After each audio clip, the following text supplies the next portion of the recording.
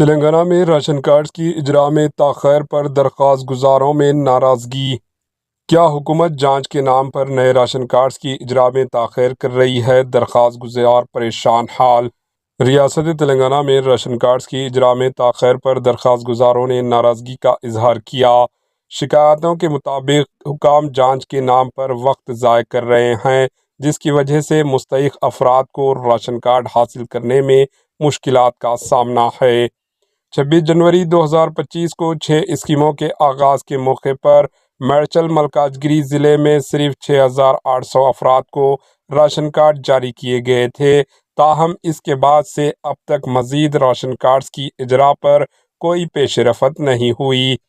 حکام کا کہنا ہے کہ درخواستوں کی جانچ جاری ہے، لیکن عوام کا الزام ہے کہ حکومت جان بوجھ کر تاخیر دیر کر رہی ہے۔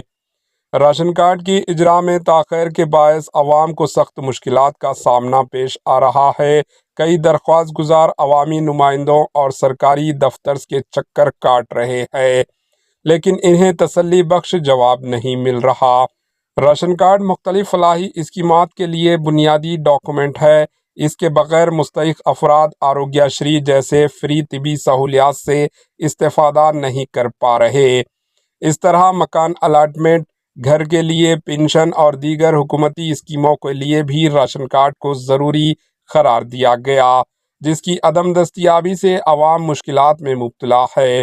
میڈچل ملکاجگری ضلع میں 1,22,000 درخواستیں جمع کرائی گئی تھی، لیکن اب تک صرف 6,800 افراد کو راشن کارڈز ملے ہیں۔ خاص طور پر GHMC کے تحت آنے والے حلقوں میں بھی ایک راشن کارڈ جاری نہیں کیا گیا۔ عوام کانگریس حکومت سے مطالبہ کر رہی ہے کہ راشن کارڈ کی اجرا کو تیز کیا جائے تاکہ مستحق ضرورت مند افراد کو ان کے حقوق مل سکیں۔